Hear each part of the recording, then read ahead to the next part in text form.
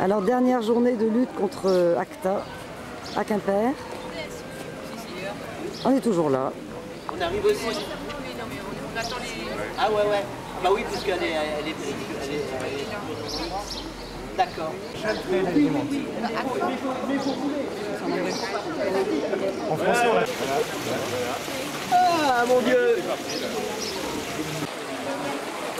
Bon, bah, on est quand même un petit nombre ce matin, c'est pas mal hein, pour ACTA. Voilà, la loi va être étudiée là, prochainement, ces jours-ci.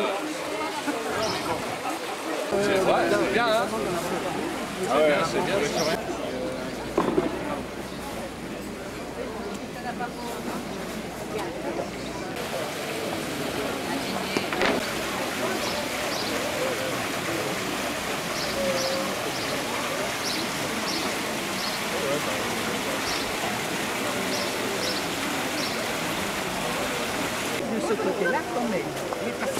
Nous sommes rassemblés ici, sur la place Terre du Duc de Quimper. Terre au Duc. Pour exprimer notre indignation face au vote prochain au Parlement européen de l'accord commercial anti-contrefaçon ACTA.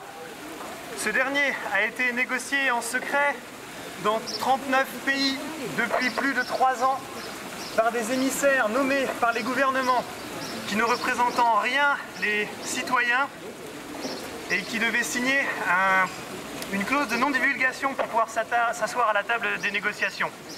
C'est ainsi que le texte est resté secret pendant 3 ans avant qu'il ne soit fuité sur Internet par Wikileaks et la Quadrature du Net, qu'il ne soit révélé au grand public et que son contenu soit enfin connu.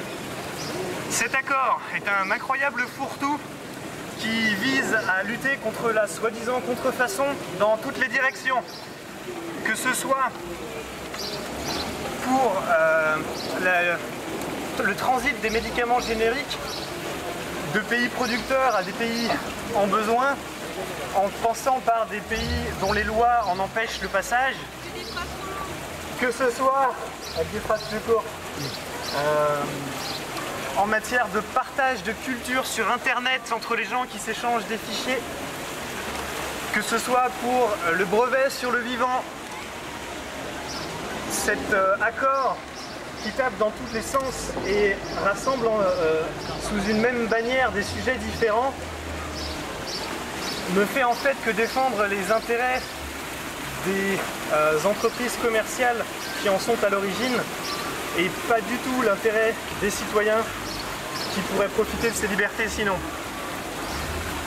Cet accord prône le contrôle des communications et la censure du réseau, en voulant empêcher les gens de s'échanger des informations sur Internet.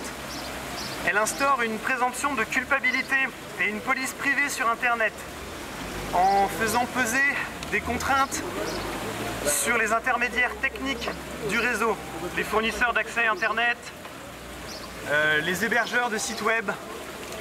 En les rendant responsables du contenu qui transite, on leur fait peser une épée de Damoclès sur la tête et on les encourage du coup à censurer arbitrairement n'importe quel contenu qui leur sera notifié. C'est ainsi par exemple que sur YouTube, on voit des votes de l'Assemblée nationale française auxquels vous auriez pu assister, qui sont retirés sous prétexte de copyright de Universal pour une soi-disant musique de fond qui n'est pas présente. On l'a observé. L'accord ACTA menace les libertés publiques, menace la neutralité du net, sacralise dans son texte les menottes numériques, aussi appelées DRM, une mesure rétrograde qui limite les possibilités du réseau et d'échange. Quand les hackers, tant dénommés, cherchent au contraire à augmenter la possibilité du réseau et à augmenter les usages. Cet accord ACTA entrave l'accès aux médicaments génériques et aux semences par des contrôles aux frontières, des saisies arbitraires. Enfin, cet accord, négocié en secret, en dehors de toute juridiction et de toute instance démocratique, se propose de nommer un comité ACTA qui aura la possibilité de modifier le texte lui-même À l'issue du vote et de la ratification par le Parlement européen, qui nous concerne nous directement, et donc d'en modifier le contenu à volonté, trahissant le vote des représentants du peuple.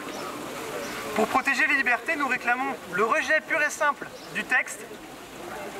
Nous réclamons une réforme positive du droit d'auteur en faveur des artistes et du public, plutôt qu'essayer de mener et de liguer et de relever, je vais pas y arriver, et de confronter les uns aux autres. Les artistes et leur public ont des intérêts communs de partage, d'échange et de savoir. Pour rejeter ACTA, c'est simple. Petit 1, il faut savoir que ça existe, qu'on nous l'a caché pendant trop longtemps et qu'on nous l'imposera par l'Europe si le texte passe. Petit 2, il faut savoir que dans les derniers mois, le rapporteur du texte au Parlement européen a démissionné avec perte et fracas en expliquant que ce texte était misérable. Il faut voir que les différentes commissions saisies sur le sujet, qui ont voté cette semaine, se sont toutes prononcées contre le texte et que pourtant on n'est pas encore sorti d'auberge. Bientôt, dans les semaines qui viennent, dans la première quinzaine de juin, le Parlement européen devra voter une bonne fois pour toutes pour ou contre ce texte. Et bien que les députés soient un peu échaudés à l'idée qu'on leur ait retiré leur travail pour leur imposer un texte, les lobbies à l'origine de ce texte, qui ont financé les rencontres, qui ont, on ne sait comment, obtenu la nomination d'émissaires de chacun des 39 pays à l'origine, sont très puissants, sont en place, vont faire en sorte de leur mieux que le texte soit voté quand même. On n'est pas à l'abri. Et si on est contre cette ignominie, le meilleur moyen que l'on a de lutter, c'est de prendre son téléphone, d'appeler son député européen et de lui dire qu'on connaît ce texte, qu'on l'a vu, qu'on le stime mauvais, que pour la branche qui nous concerne, parce que ça nous concerne à peu près tous de près ou de loin, suivant si on fait de l'informatique, de la bio, de la culture ou des choses de ce genre, d'expliquer qu'on est concerné, qu'on est contre et qu'on regardera ce qu'il fait, qu'on compte sur lui pour voter contre. Et ce simple fait, juste expliquer qu'on est concerné, cette articulation dans la démocratie entre les citoyens et leurs représentants, leur dire qu'on est là, qu'on existe, qu'on les observe et qu'on a un avis, ça suffit à gagner de grandes victoires. Ça fait vivre la démocratie et ça obtient de très bons résultats. Pour appeler votre député, il faut avoir un peu de courage, mais il suffit d'aller sur le site de la Quadrature du Net. Vous y trouverez le numéro de téléphone des députés qui vous concernent en différentes commissions, c'est simple. Il y a même un site web avec un bouton, vous cliquez dessus, ça vous rappelle sur votre téléphone et vous met en communication gratuitement avec le député et on le paye pour vous. Et vous trouverez des indications, des textes, des exemples de conversations qui expliquent comment ça se passe, comment parler d'abord à l'assistant puis au député si on en a la chance, pourquoi envoyer un petit courriel après pour résumer ce qu'on vient d'échanger en direct et qui du coup vous donne toutes les clés pour vous donner confiance et entamer la démarche vous-même. En ce moment, ce texte-là, il est surtout négocié au Parlement européen, mais il a été signé par la France. Il a été signé par une cinquantaine de pays. Quand on dit signé, ça ne veut pas dire qu'il va entrer en vigueur, mais ça veut dire qu'il a été figé et accepté. Il ne reste plus qu'à le ratifier ou le rejeter.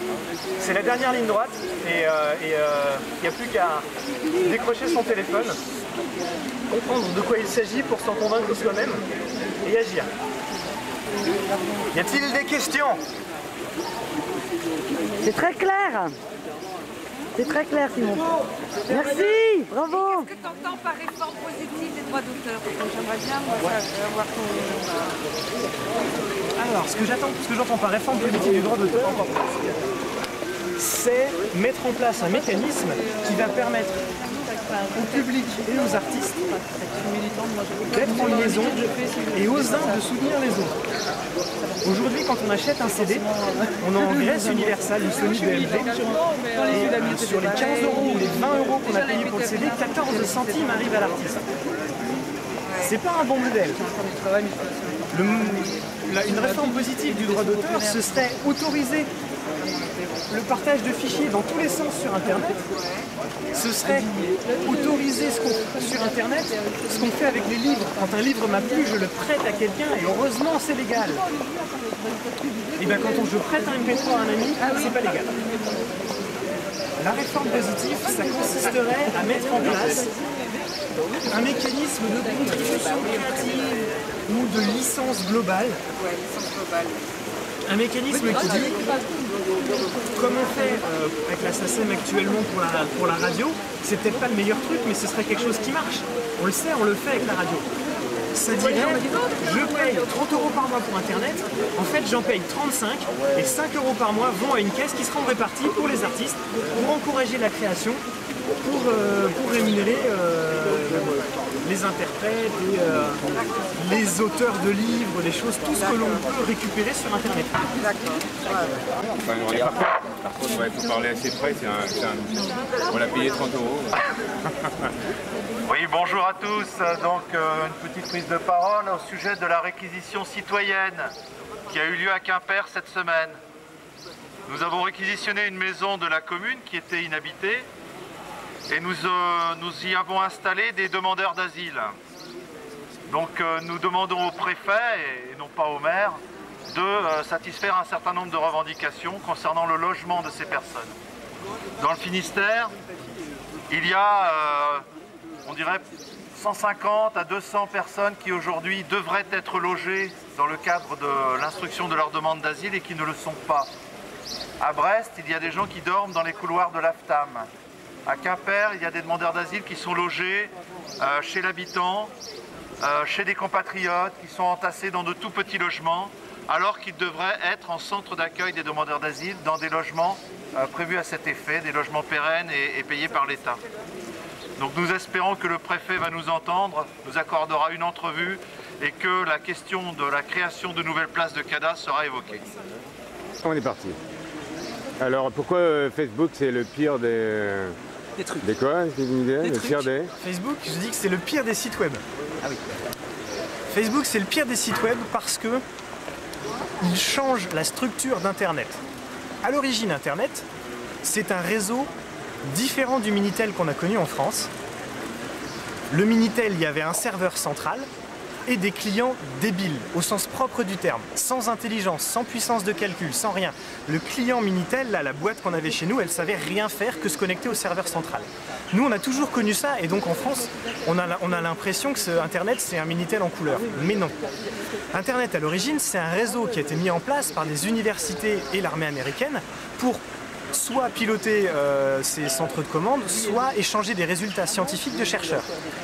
C'est donc un réseau qui n'était pas contrôlé d'un point central, un réseau qui allait d'un laboratoire de recherche à un autre, un sac de nœuds sans intelligence au milieu et plein d'ordinateurs à la périphérie.